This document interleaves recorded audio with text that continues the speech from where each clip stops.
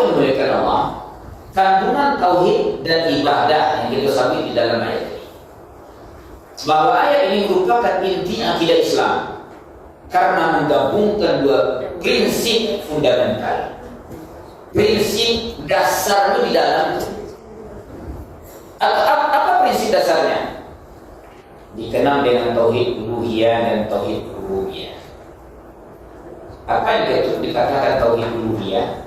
Iya kan aku hanya kepadamu kami menyembah, itu maknanya uluhiyahnya di situ, penyembahan.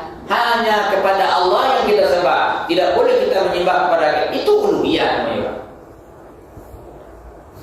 Kalau rububiyahnya adalah nasta'in, hanya kepadamu kami memohon pertolongan.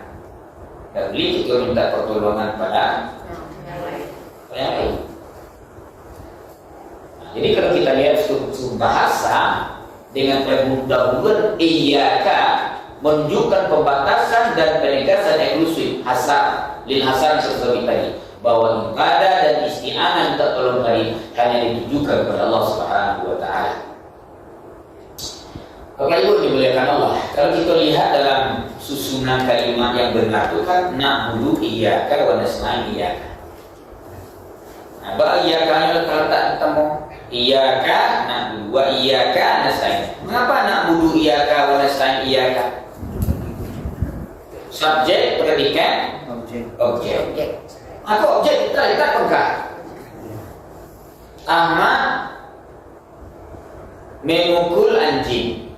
Nah, subjek, predikat, objek. Nah, ini anjingnya di pangkal. Nah, sebenarnya kan na'budu iyyaka, objeknya di pangkal. Bahkan objeknya tidak terletak di ujung, di pangkal diletakkan Allah dalam cerita. Nah, di mana rahasianya Ibu? Na'budu iyyaka wa nasta'in, karena apa? Iyyaka na'budu wa iyyaka nasta'in. Nah, ini dalam kaidah bahasa itu disebut lilasar tadi. Makanya ada bahasanya hanya tidak boleh kita kami menyembah kepada engkau, kami minta. Berarti boleh apa yang lain. Dan karena objek yang terletak di pangkatu, maka disebutnya hanya.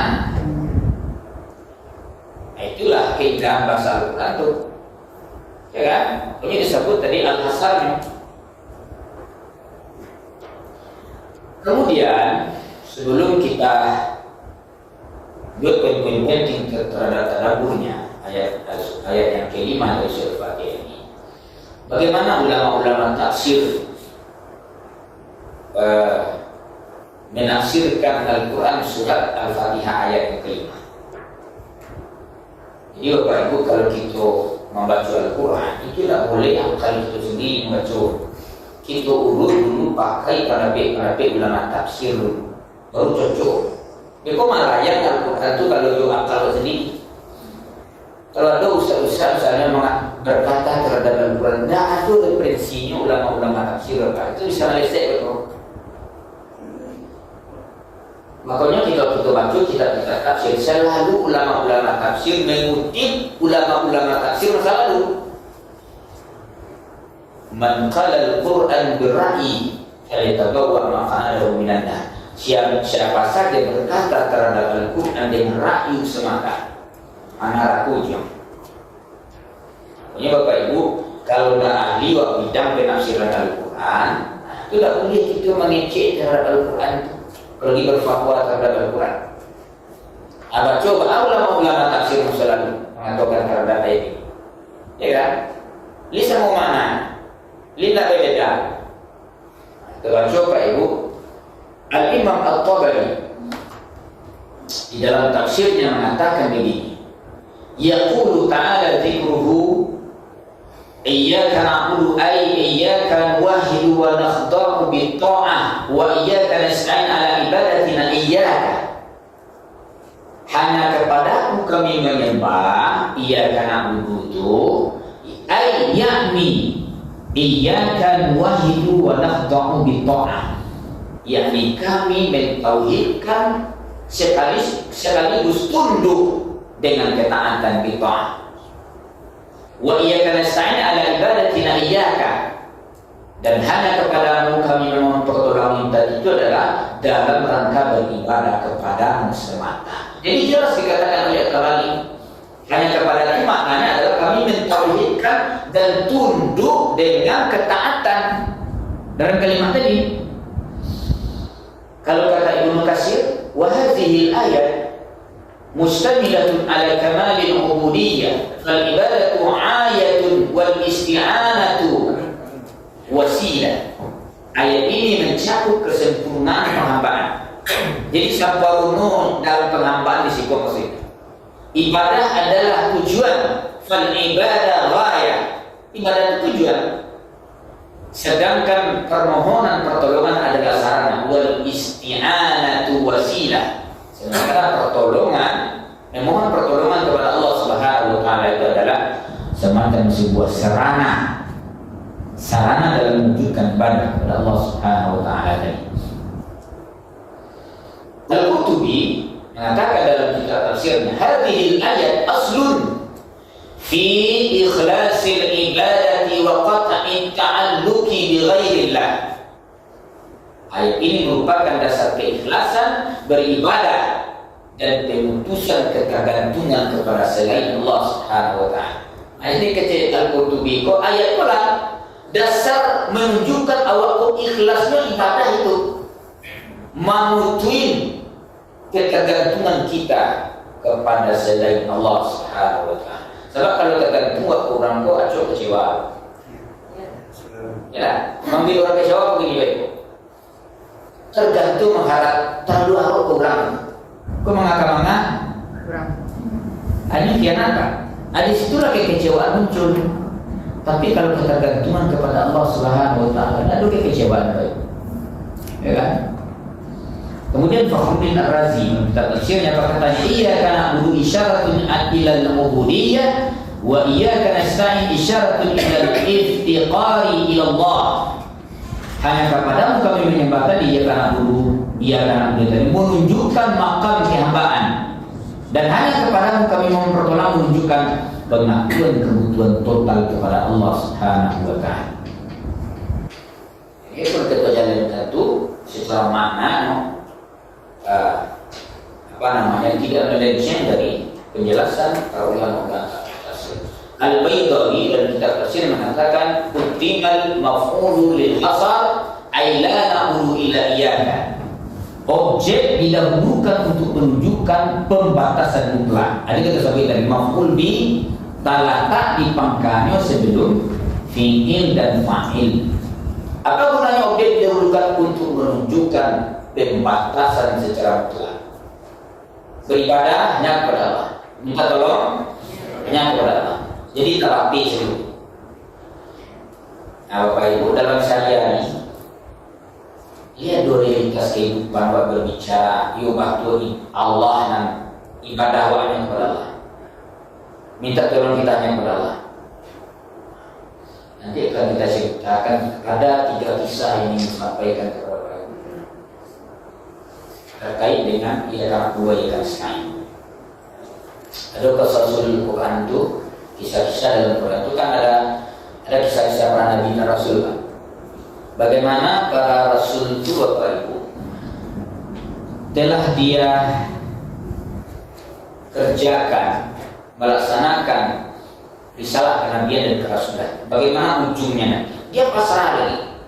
Lebih kudrat iradat Nabi pasrah pada Allah ya.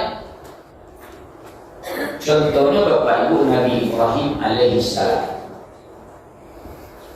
Ini tauhid ibadah. Dalam Al-Quran surat Az-Zukhruf ayat yang ke-6 telah dia kena budu dalam menunaikan ibadah itu nampak dalam perkataan Nabi Ibrahim alaihissalam, innani bara'un mimma ta'budun.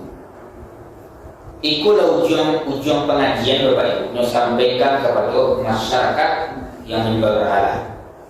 Innani bara'un mimma ta'budun. Apa itu Bapak Ibu? Sesungguhnya aku berlepas diri dari seluruh apa yang kalian sembah. Aku dari ikut nak kalian sembah, kalau nak kalian sembah apa tuang dia. Sebenarnya Nabi Ibrahim itu Bapak Ibu lebih usahanya secara maksimal untuk berdakwah. Bahkan ayahnya sendiri bernama Azar. Apa yang dikatakan oleh Azar? Mulai. Wa isqala Ibrahim li abihi Azar atattakhidhu asnaman alihah. Ketika Nabi Ibrahim alaihissalam berkata kepada ayahnya bernama Azar, atattakhidhu asnaman alihah. Kok ayah jadikan patung jo kaum ayah itu Tuhan? Atattakhidhu asnaman alihah inni araka wa qaumaka fi dhalalin mubin. Saya melihat secara nyata dengan kepala saya di mata kepala awal kan atau kepala sih. Ayah dan kaum ayah ini usasi dan sungguh-sungguh. Video lalu itu kan sasi dan sabana nyatu sasi. Karena bapak nak nyatu sasi itu sudah buat pak dong pak tupak dong tuh kan itu sebab. Nggak nyatu sasi pandia nyawa. Nah, sehingga Nabi Ibrahim kok kan kemudian dibakar oleh api itulah. Lalu di ujung pengajian melabi dari upayanya Pak barunya kecil itu kecil. Fa innani bara'un mimma ta'budun. Sesungguhnya aku berlepas diri dari seluruh apa yang kalian sembah. Aku inti tauhid itu tadi situ.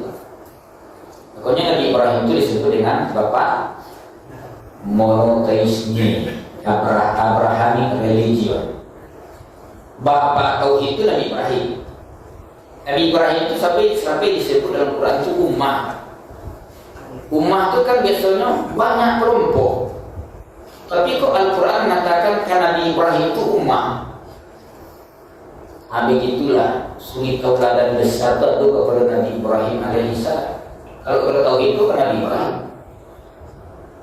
Ketika Nabi Ibrahim akan dibakar oleh api, itu kan banyak pertolongan yang datang kan, banyak riwayat bocor ya. Sehingga datang kepada Nabi Ibrahim dari segala sisi.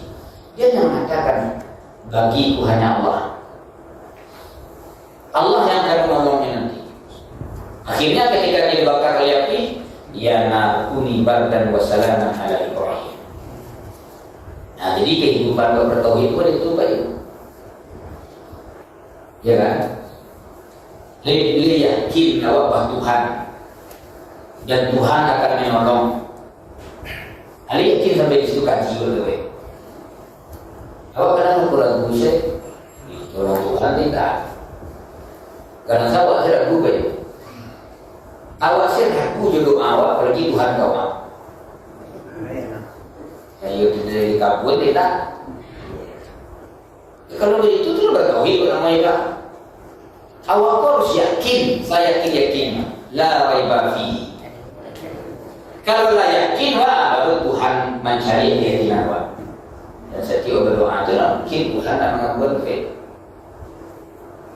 Kalau kabut kau mungkin dalam wujud lain. Ya kan?